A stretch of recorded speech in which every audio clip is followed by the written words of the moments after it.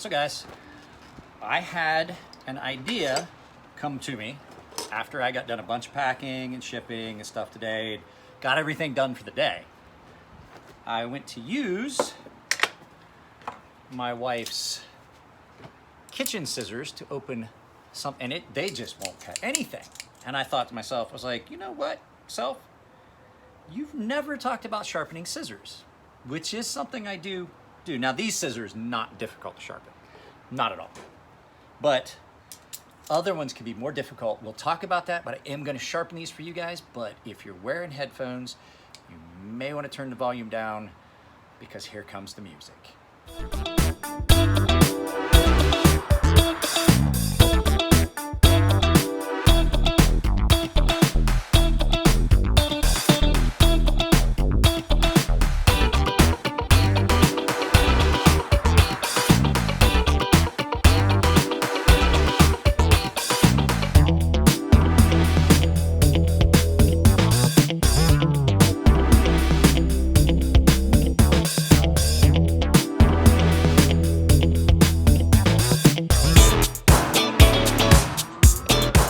So these scissors are nice to have because you can cut bone and stuff like that. But the downside of it is they get trashed, easily get trashed. These are not sharp at all. They won't cut anything.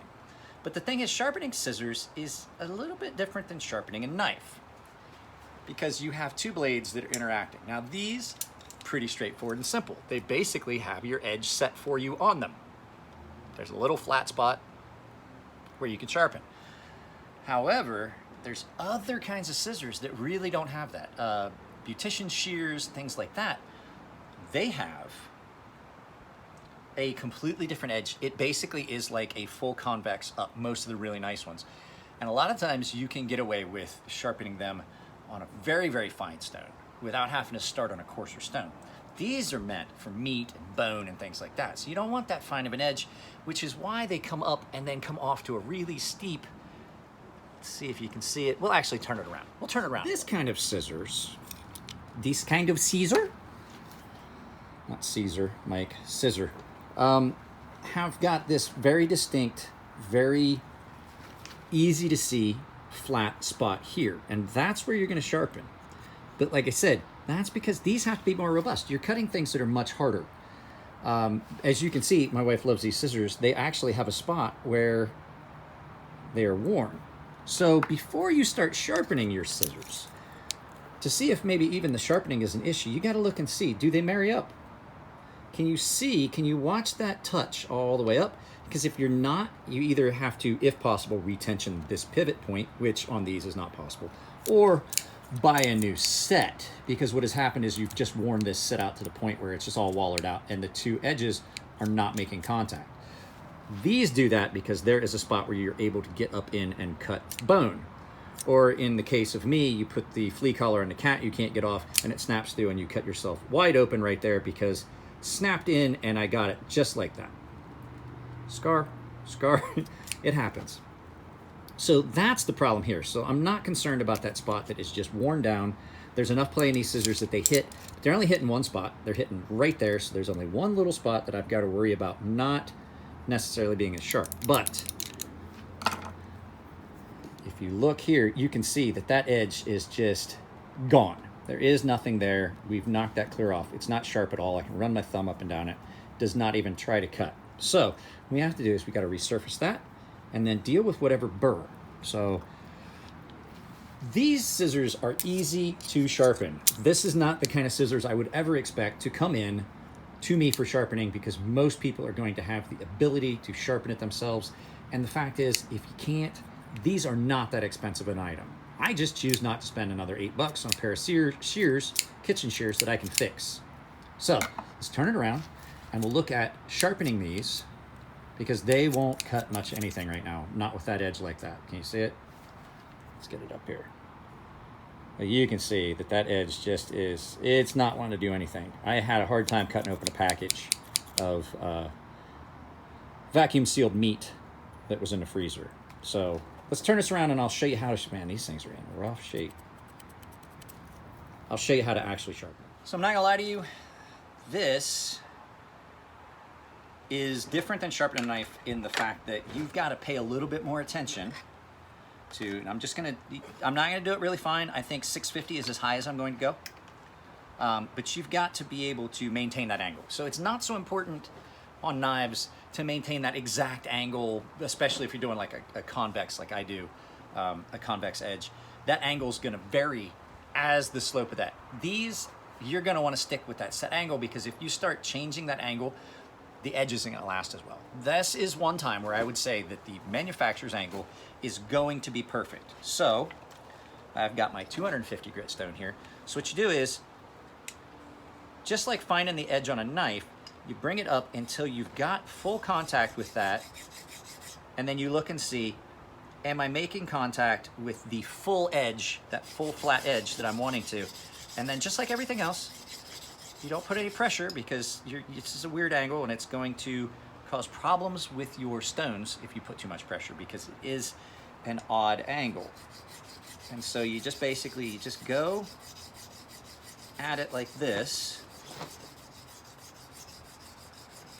and you just keep looking, and you see how much material you're actually taking off, and you feel and see if you've cleaned up that edge. We haven't. This stone is probably not quite coarse enough. We have this is fairly hard steel. These shears are fairly hard. I have not. Let's see here. I have got. There she is. There's my 220. There's my 80 grit. So we're gonna basically reset that forward, or reset that edge on this really coarse diamond. I'm not doing my typical roll to get that convex. I'm just letting it sit flat on the stone, very light pressure. And I can see that I've taken off probably almost enough material. That tip is just really bad. Just the tip, just for a second. So this, on a pair of scissors like this, on a pair of shears like this, now I would not want to run my finger on that edge. Not necessarily the sharpest, but it's sharp enough to cut you now. This is a kind of pair of scissors that easily any one of you guys should be able to do at home. And like I said, all I'm doing is I'm finding that angle, and I'm making sure I'm not rocking it. I'm making sure that when I look at this, that I'm making contact the full length, the full width of that edge right there. So now I think we're ready to move from the 300 to the 250, or from the 80 to the 250. But the thing is, with these, you don't want a fine edge. If you're not doing like a fine edge, I would reserve a fine edge on scissors for barber or beautician's shears, because you want a fine edge with that, because you're cutting hair. So now, yep, formed a burr almost all the way across. There's a couple little spots at the very tip that do not have a burr formed. Now, I could be doing this on my diamond plate, but these work really well at this. Because like I said, these are fairly hard. I am gonna have to go, though, to this diamond plate, because that tip, the very front of that, is really bad. Because that's the part that gets used a lot, is the very tip of those shears for snipping things. And it just is not wanting to clean up its act as it would be.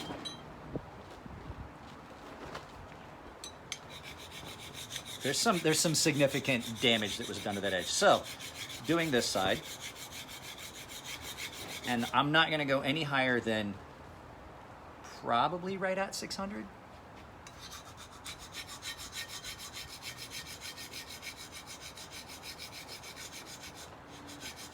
And we're not gonna do any stropping.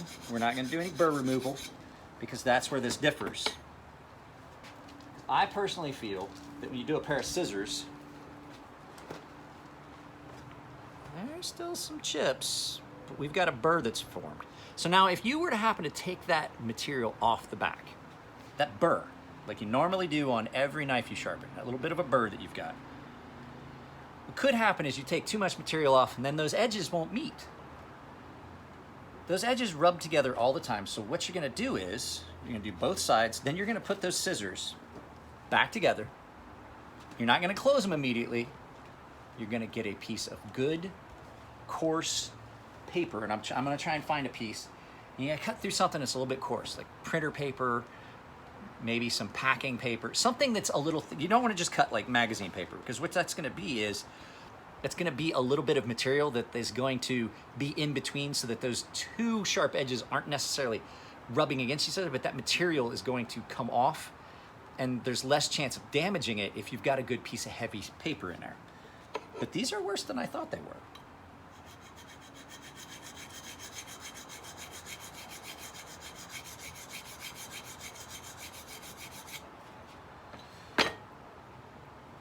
There we go, full burr. And then you just, it's real simple. You do both sides. When you do both, like I said, we'll do both sides, and then I will pause and find it. Yeah, you can hear how bad that is.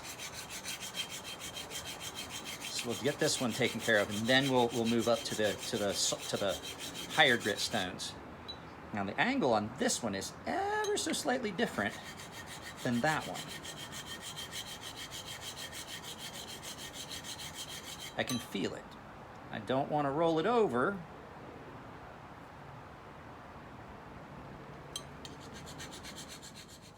Guys, I apologize. I did not realize until I had shot the video and was in the edit that I was completely out of frame when I was doing most of this stuff. So when I'm talking about finding that angle, remember I just am stepping in because I just was editing.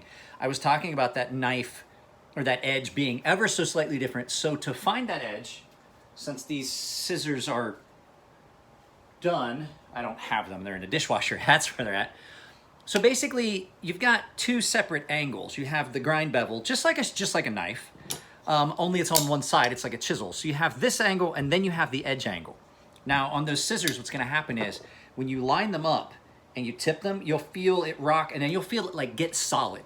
And then you'll feel it tip and rock again. Now, I know that is not the best explanation, but when you get better at freehand sharpening, that will make absolute sense, because it just feels like it drops in and there's more friction, almost like it sucks itself to the stone.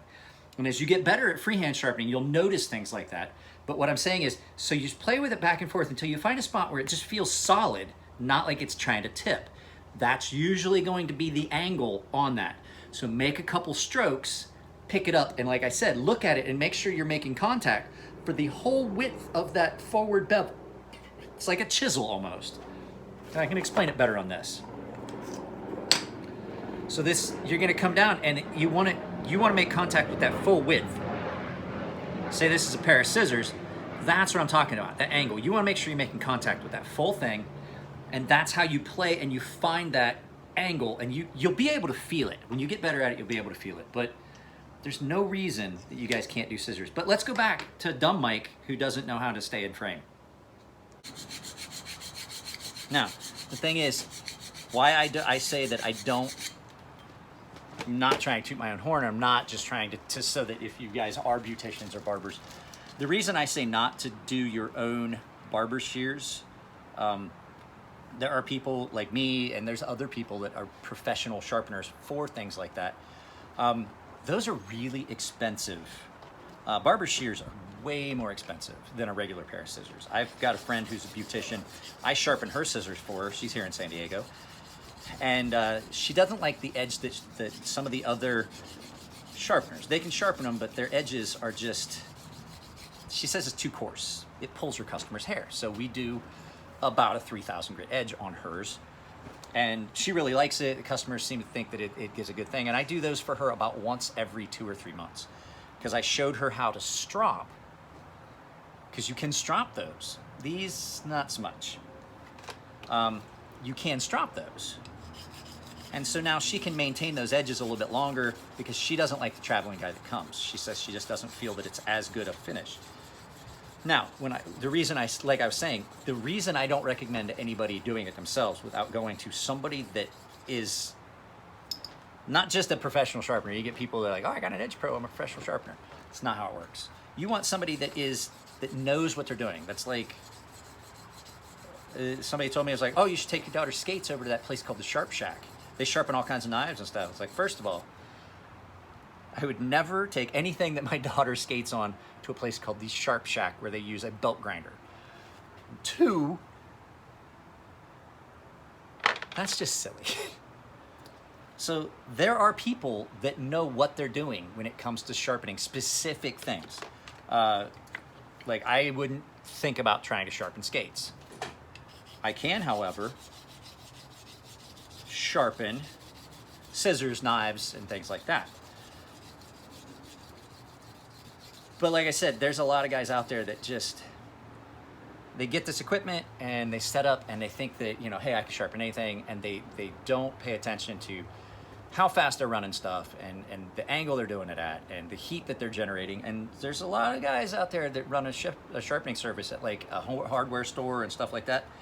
They really screw up people's stuff. So unless you really put a lot of practice into, I gotta look away or I'm gonna fuck it up. I have to feel it, not hear it. Or I have to feel it, not look at it. There we go. That's the angle I'm looking for. Unless you put a lot of practice in some of these things, you will screw them up. And like I said, those are very expensive items. Now, I know I told you guys I wasn't gonna do it, but I formed a really heavy burr on this. I'm gonna real lightly just knock that off on one. That one still needs a... Okay, that's better. So what we're gonna do is, we're gonna put these together. There we go. That's what I was looking for, that gritty spot. So, this will work right here. We're just gonna cut this piece of material to act as a medium in here to knock that burr off. Oh yeah, there we go. That is way better. So now, married those edges up. We've knocked off our burr. There's no more, ooh, those are nice. There's no more rough spots on that. The nicks and chips have been taken care of.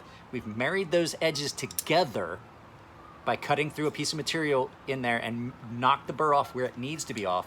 We haven't changed the backside angle. I just barely took enough of the burr off because I didn't want them to bind up. Now, I have a pair of scissors that are, wow, yeah, now they're sharp. Like those are gonna cut flesh. So it's not that hard. It's just it feels completely different than trying to sharpen a knife the way I do, because I've got to maintain like a perfectly flat angle. So there you go, guys. Little tips and tricks to take care of things at the house. Now these need to be washed because they're filthy. So guys, if you ever have any questions, feel free to ask. Comment section. If you want to put in a comment about like something that you'd like to see, let me know, and maybe we'll do it. I am planning a trip next week, probably Wednesday. Wednesday's usually a light day here. I get stuff done at the beginning of the week, then stuff starts showing up usually on Wednesday or Thursday, and then I get it done for the end of the week. So a lot of times Wednesdays are kind of a slack day, especially in the summer, where I was gonna say, you know, I've said that I didn't get much in, but I really sent a lot of packages out today. But like I was saying is, Wednesdays are just kind of a laxer day. There's not as much going on. It's middle of the week, and I've gotten either all of my my previous stuff done, and I'm waiting on new stuff, where just nothing's coming in.